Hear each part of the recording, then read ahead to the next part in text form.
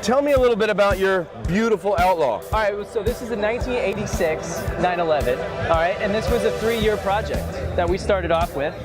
It was originally just a regular basic 86 911, and I came into Foreign Affairs and I wanted to fix my AC, and it just turned out to be a huge build, because then it went from impact bumpers to fiberglass bumpers, and then Bobby took me in a ride in a 3.4 liter, so we built the engine bigger than 3.2. And can we show the interior? Because there's some really cool keys. Excuse me, dear. So why'd you choose this seat? So originally I had some Cobra anniversary seats in there, and I really enjoyed them, but the car is so fast and so nimble that I needed something with a little more side bolstering. And I had just tried out the GT2 997, and I loved the seats, and I loved how they fit the sides of your body and really kept you in the center. And so after a little bit of searching, thanks to you, we finally found a set of GT2 997 seats.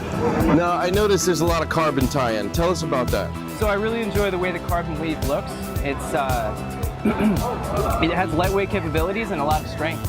And we decided to go all full carbon, both on the doors and in the dash. And the hood. And the hood and all of the fenders. Front and rear fenders are carbon fiber. And if you notice, if you look at the tachometer, it goes to 11. As everything should go to 11. That's awesome. Take a look at the engine. So there was something special that we did with this to try and dissipate heat. So we won't tell you all the details, but you'll notice that there's a coating that seems to run through most of the components on the exterior.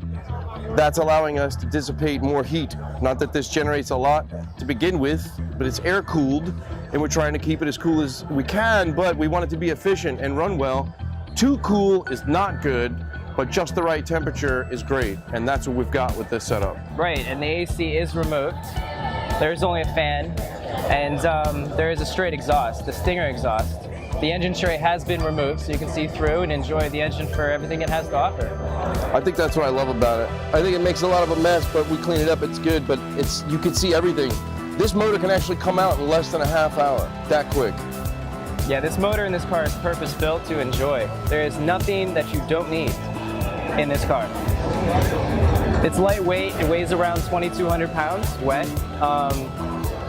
And then according to the 3.4 with close to 400 horsepower, we also have Hoosier R7, 315s in the front, or I'm sorry, 315s in the rear to give it the grip that it needs. And what about the brakes? What do we do with that? Oh, the brakes are Brembos, all around. Awesome. Give the stopping power it needs. Kind of more than enough stopping power. The car almost may stand on its head if I brake too hard, but one of the other cool things about the interior is that we spent a lot of time trying to figure out what was the right balance of details, but also how can we make it luxurious. So all the leather on the inside of the car is from a German bull, and that means the floor, the seats, the top of the door is Alcantara, the headliner is Alcantara. One of the cool features I love about it is that when you look from the rear, all you see is carbon. When you look from the front, all you see is leather. And then just because the car is quite a beast and it is wieldy thing to have on the track, on the rear deck lid right here, there's actually 5 holes from where the German bull had a brush against barbed wire, assuming it must have been just so rowdy, you know? Just like this car is. Just so loud and so aggressive. I'm glad we decided to keep that. That's part of the character. Right, right. This car is really, truly amazing. You know, and the time that it took to put it together and the thought process was really a lot of fun too, because we had so many options. And this is what we chose. And this is a winner of DRT from 2015, the first year. Best of engine, or best engine and best Outlaw. and it's still getting modified as we continue to go through the years. There's still things we find that we want to upgrade, change, do something different with.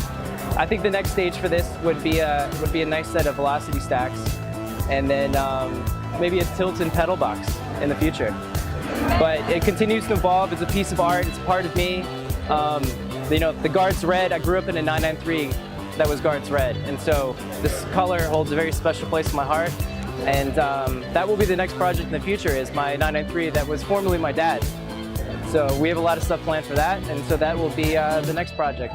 That's awesome. Alex, thank you so much for bringing it to the show, and thank you for sharing it with us. Really appreciate your builds. Thank They're you for awesome. doing great work. I really appreciate it. You're welcome. Yep.